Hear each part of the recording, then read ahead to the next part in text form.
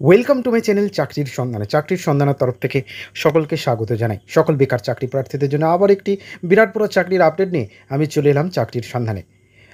এবারেও ভারতীয় সেনাবাহিনীতে অফিসার পদে কর্মী নিয়োগ করা হচ্ছে। গ্র্যাজুয়েশন পাস যোগ্যতা আবেদন করতে পারবেন যে কোনো ভারতীয় নাগরিক, অর্থাৎ পশ্চিমবঙ্গের যে কোনো জেলার প্রার্থীরা।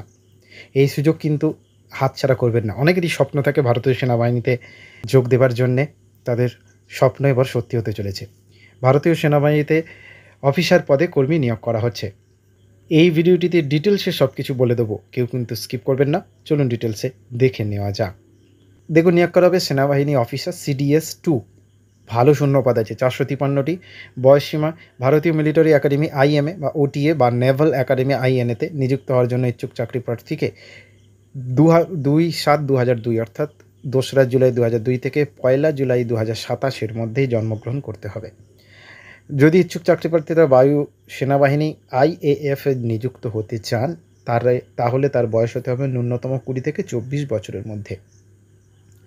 মাসিক বেতন কি হবে না, প্রতি মাসে কেন্দ্রীয় সরকারের 10ম বেতন ক্রম অনুযায়ী বেতনটা পাবেন। সেটা সরকার পরে জানতে পারবেন সরকারের তরফ থেকে। শিক্ষাগত যোগ্যতা কী লাগছে? স্বীকৃত বিশ্ববিদ্যালয় থেকে যে কোনো বিষয়ে স্নাতক ডিগ্রি প্রাপ্ত চাকরি প্রার্থীরা IMA, OTA বা IN-এর আবেদন জানাতে পারবেন। অর্থাৎ ভারতীয় সেনাবাহিনী ও নৌ সেনাবাহিনীতে নিযুক্ত হওয়ার জন্য শুধুমাত্র গ্র্যাজুয়েশনের ডিগ্রি প্রয়োজন হবে। যদিও গ্র্যাজুয়েশন ডিগ্রির শেষ শিক্ষাবর্ষে পাঠরত চাকরি প্রার্থীরাও আবেদন জানাতে পারবেন এই পদের জন্য, তবে তাদের ইন্টারভিউর দিন ডিগ্রি সার্টিফিকেট পেশ করতে হবে। অপরদিকে বায়ু সেনাবাহিনীতে নিযুক্ত হওয়ার জন্য ইচ্ছুক চাকরি প্রার্থীকে ইঞ্জিনিয়ারিংয়ের স্নাতক ডিগ্রি বা উচ্চ মাধ্যমিকে বিজ্ঞান বিষয়ের সাথে স্নাতক ডিগ্রি অর্জন করতে হবে। নিয়োগ কিভাবে করা হবে? প্রথমে একটি লিখিত পরীক্ষা এবং তারপর ইন্টারভিউর মাধ্যমে নিয়োগ করা হবে। এক্ষেত্রে ভারতবর্ষের বিভিন্ন রাজ্যে বিভিন্ন শহরে MCQ ও OMR বেস লিখিত পরীক্ষার আয়োজন করা হবে। এই পরীক্ষায় উত্তীর্ণ হলে SSB ইন্টারভিউর মাধ্যমে কর্মী হিসেবে নিযুক্ত হওয়ার সুযোগ পাবেন। অনলাইনের মাধ্যমে আবেদন করতে হবে। 17ই জুন 2025 লাস্ট ডেট।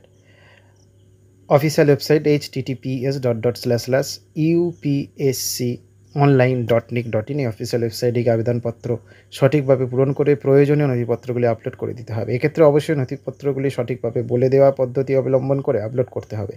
এরপর আবেদনপত্রটি মিলিয়ে নিয়ে জমা দেবেন। সবশেষে নির্দিষ্ট সময়ের মধ্যে আবেদন মূল্য প্রদান করতে হবে।